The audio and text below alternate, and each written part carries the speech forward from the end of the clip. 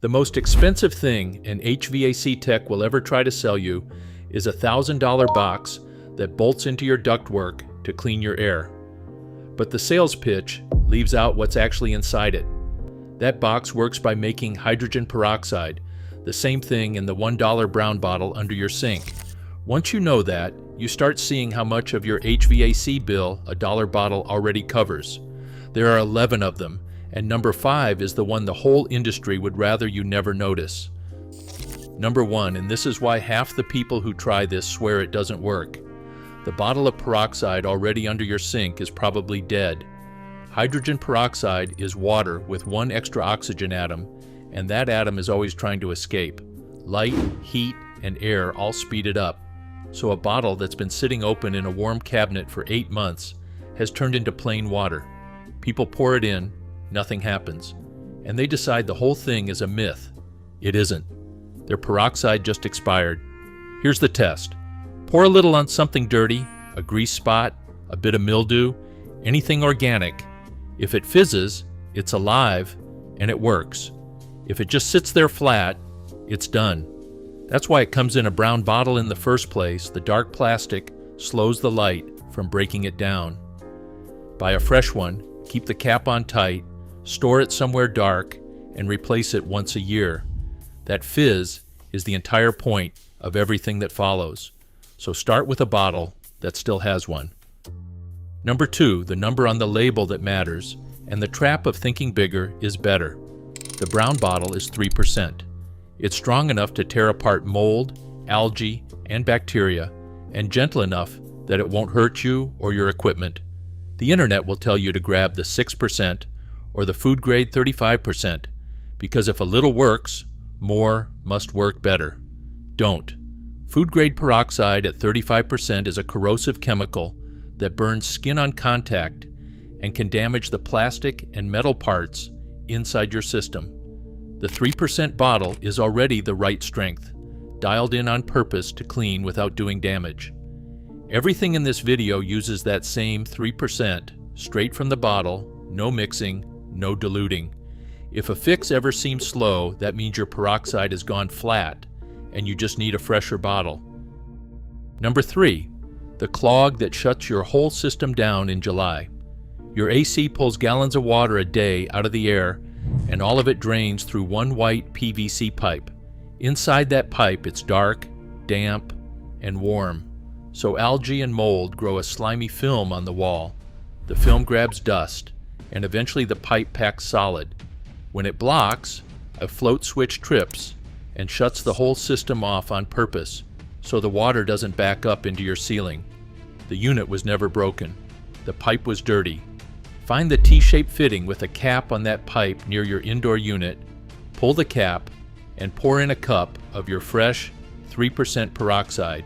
You'll hear it fizz as it eats the slime and lifts it off the wall. 10 minutes, flush with warm water.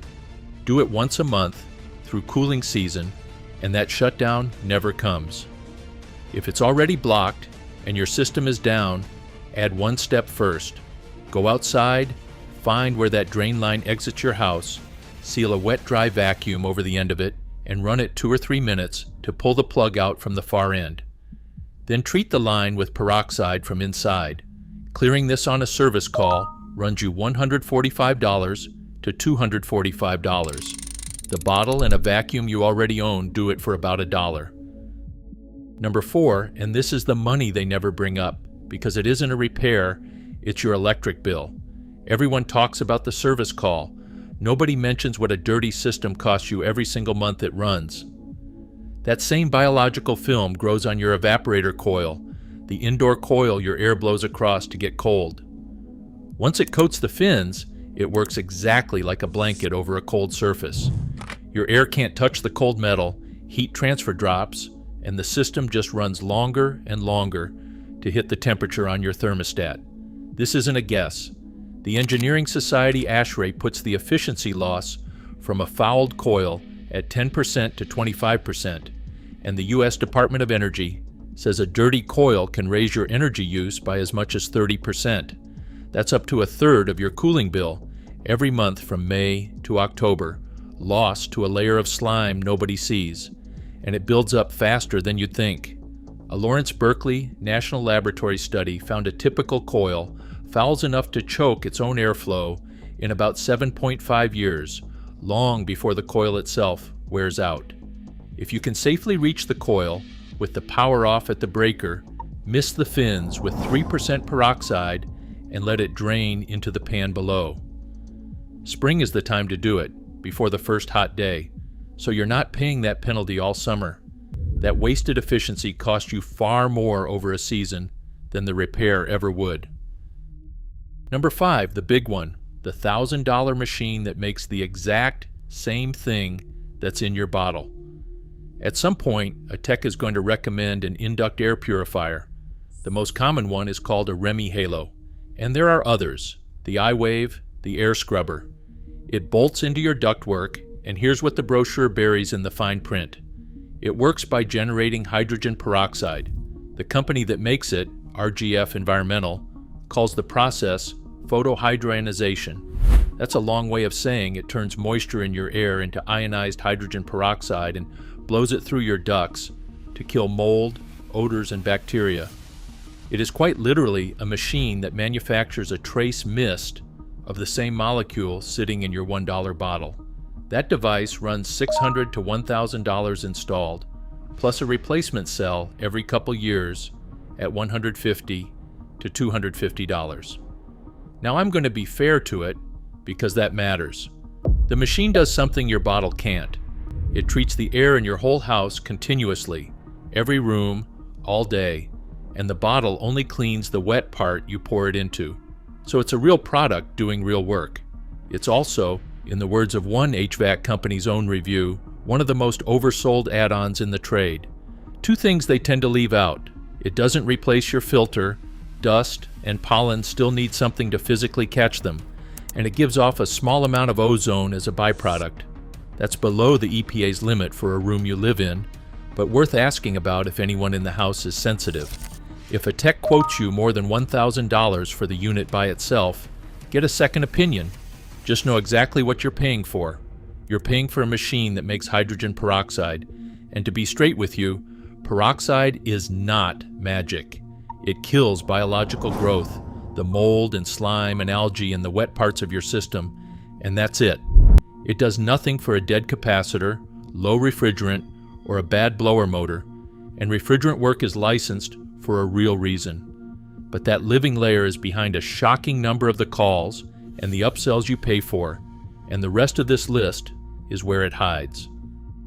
Number 6, the outdoor unit that's throwing swamp water on itself.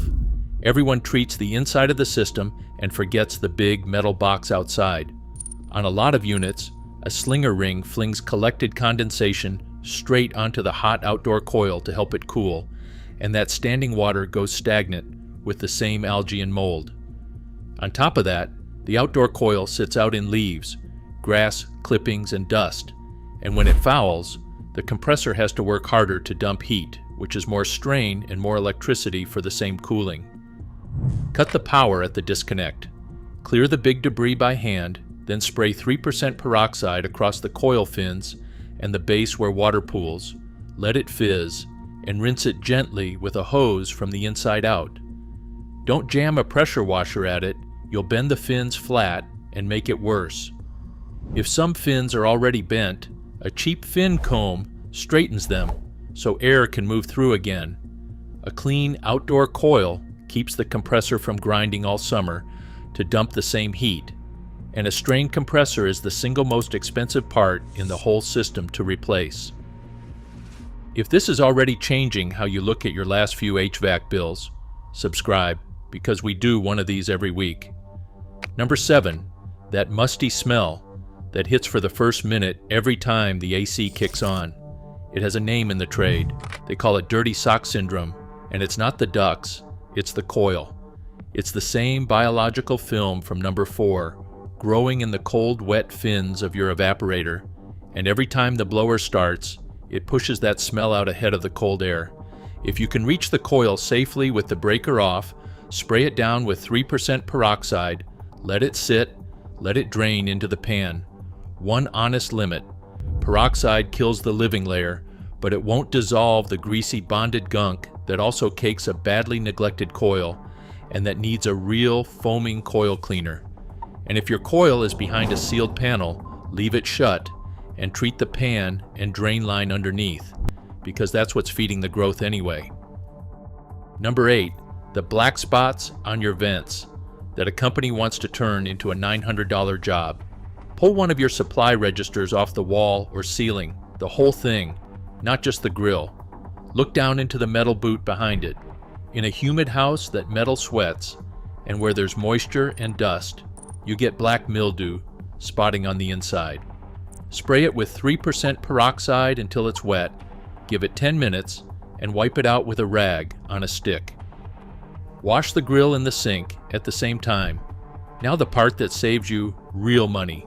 Spotting on a boot you can reach with your hand is a surface you can clean yourself in 5 minutes.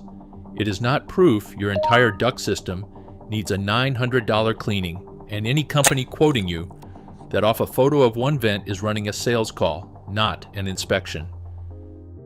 Number 9, the one machine in your house that puts whatever's growing in it straight into your lungs. Everything else on this list, the dirty water drains away from you. A humidifier does the opposite. It takes standing water and turns it into a mist you breathe in, so whatever film is growing inside that tank ends up in the air and in you. Empty it completely, fill the tank half with 3% peroxide and half with water, and let it sit 30 minutes. Get the wick housing and the mist nozzle, rinse it twice, and let it air dry before you refill. A cloudy tank with white scale is your signal it's overdue, because that scale is exactly where the growth anchors. If you've got a whole house humidifier mounted on the furnace, its water panel gets the same treatment, though most of those are built to be swapped once a year rather than cleaned. Same idea for a dehumidifier bucket in the basement. Swirl peroxide up the walls and do the float that tells it when to shut off. Number 10, and this is why you can trust a dollar bottle to do a professional job. Hydrogen peroxide isn't some folk remedy someone made up online. In its vapor form, it's a recognized sterilant that hospitals use to decontaminate entire rooms and that food and pharmaceutical plants use to sanitize their equipment. It's the same chemistry that gets called in to wipe down a hospital room after a serious infection, vaporized and sealed in overnight. The reason it works everywhere from an operating room to your AC drain is the same. When it touches something living, it oxidizes it, breaks it apart, and then falls apart itself into nothing but water and oxygen. No toxic residue, no film left behind. That $1,000 machine from number 5 is selling you the industrial idea. The brown bottle is the same idea at the strength you actually need for $1. Number 11, and this one isn't a tip, it's a rule that keeps you safe. Never mix hydrogen peroxide with vinegar. Not in the same container, not one poured right after the other into a line. Together they form peracetic acid, and that's not an internet scare story. It's stated plainly in Plumbing and Mechanical, a trade magazine written for HVAC professionals. Peracetic acid is corrosive, and it burns your eyes, your lungs, and your skin. If you insist on using both, the guidance is to dose with peroxide, wait 10 minutes, flush completely with water, and only then use vinegar. That water flush is the entire safety margin. And never use bleach in your system because it eats the cement in your PVC joints and corrodes metal drain pans, which is the exact repair you were trying to avoid. One bottle, 3%, nothing mixed in. That's the whole method. So here's the thread through all 11. Peroxide doesn't fix machines.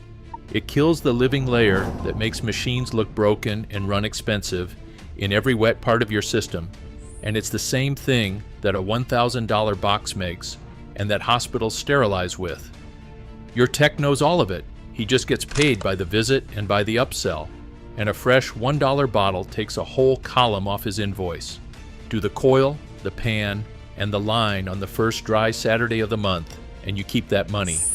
If you want the other half of this, we did 9 hydrogen peroxide fixes plumbers charge $300 for, and number 4 in that one is a toilet trick almost nobody knows. It's on screen now.